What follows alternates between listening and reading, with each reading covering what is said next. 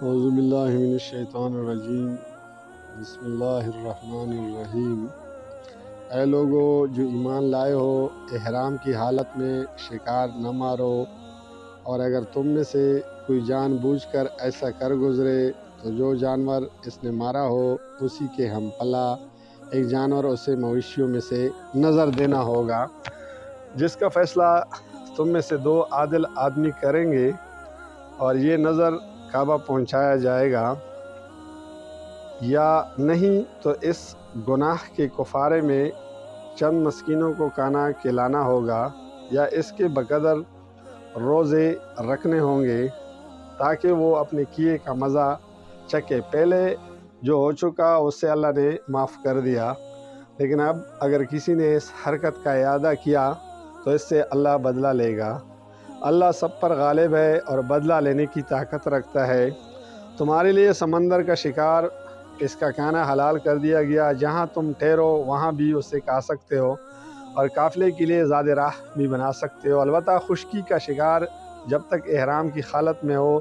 تم پر حرام کیا گیا ہے، پس بچو اس خدا کی نافرمانی سے جس کی پیشی میں تم سب کو گھیر کر حاضر کیا جائے گا۔ اللہ نے مکان محترم کعبہ کے لوگوں کے لیے اجتماعی زندگی کا قیام کا ذریعہ بنایا، اور ماہ حرام اور قربانی کی جانور اور کلادوں کو بھی اس کام میں معاون بنا دیا، تاکہ تمہیں معلوم ہو جائے کہ اللہ آسمانوں اور زمین کے سب حالات سے باخبر ہے اور اسے ہر چیز کا علم ہے۔ خبردار ہو جاؤ، اللہ سزا دینے میں بھی سخت ہے اور اس کے ساتھ بہت درگزر اور رحم بھی کرنے والا ہے۔ رسول پر تو صرف پیغام پہنچا دینے کی ذمہ داری ہے، آگے تمہارے کھلے اور چھپے سب حالات کا جاننے والا اللہ ہے۔ اے پیغمبر، ان سے کہہ دو کہ پاک اور ناپاک بہرحال یکساں نہیں ہیں، خواہ ناپاک کی بہتات تمہیں کتنا ہی فریفتہ کرنے والی ہو۔ پس اے لوگو جو عقل رکھتے ہو، اللہ کی نافرمانی سے بچتے رہو، امید ہے کہ تمہیں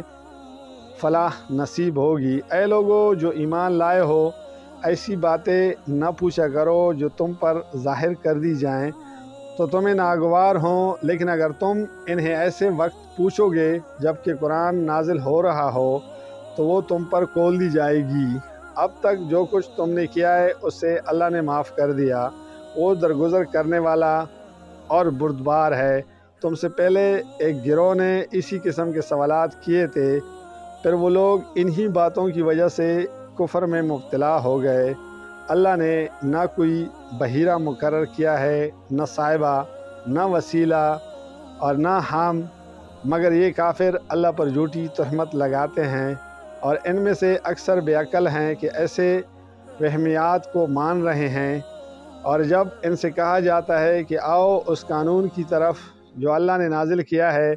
اور آؤ پیغمبر کی طرف، تو وہ جواب دیتے ہیں کہ ہمارے لیے تو بس وہی طریقہ کافی ہے جس پر ہم نے اپنے باپ دادا کو پایا ہے۔ کیا یہ باپ دادا ہی کی تقلید کیے چلے جائیں گے، خواہ وہ کچھ نہ جانتے ہو اور صحیح راستے کی انہیں خیر ہی نہ ہو۔ اے لوگو جو ایمان لائے ہو، اپنی فکر کرو، کسی دوسری کی گمراہی سے تمہارا کچھ نہیں بگڑتا۔ اگر تم خود راہ راست پر ہو، اللہ کی طرف تم سب کو پلٹ کر جانا ہے، پھر وہ تمہیں بتا دے گا کہ تم کیا کرتے رہے ہو۔ اے لوگو جو ایمان لائے ہو، جب تم سے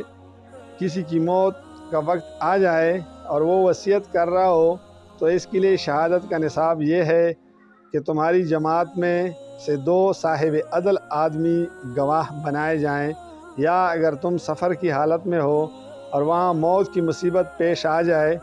تو غیر مسلموں ہی میں سے 2 گواہ لے لی جائیں۔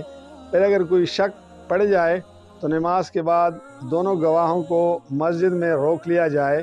اور وہ خدا کی قسم کھا کر کہیں گے کہ ہم کسی ذاتی فائدے کے عوض شہادت بیچنے والے نہیں ہیں، اور خواہ کوئی ہمارا رشتہ دار ہی کیوں نہ ہو،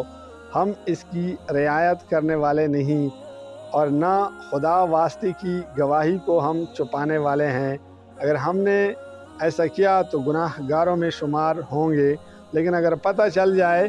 کہ ان دونوں نے اپنے آپ کو گناہ میں مبتلا کیا ہے تو پھر ان کی جگہ دو اور شخص جو ان کی بنسبت شہادت دینے کے لیے اہل تر ہوں، ان لوگوں میں سے کھڑے ہوں جن کی حق تلفی ہوئی ہو، اور خدا کی قسم کھا کر کہیں گے کہ ہماری شہادت ان کی شہادت سے زیادہ برحق ہے، اور ہم نے اپنی گواہی میں کوئی زیادتی نہیں کی ہے۔ اگر ہم ایسا کریں تو ظالموں میں سے ہوں گے۔ اس طریقے سے زیادہ توقع کی جا سکتی ہے کہ لوگ ٹھیک ٹھیک شہادت دیں گے، یا کم از کم اس بات ہی کا خوف کریں گے کہ ان کی قسموں کے بعد دوسری قسموں سے کہیں ان کی تردید نہ ہو جائے۔ اللہ سے ڈرو اور سنو، اللہ نافرمانی کرنے والوں کو اپنی رہنمائی سے محروم کر دیتا ہے۔ جزاک اللہ، فی امان اللہ۔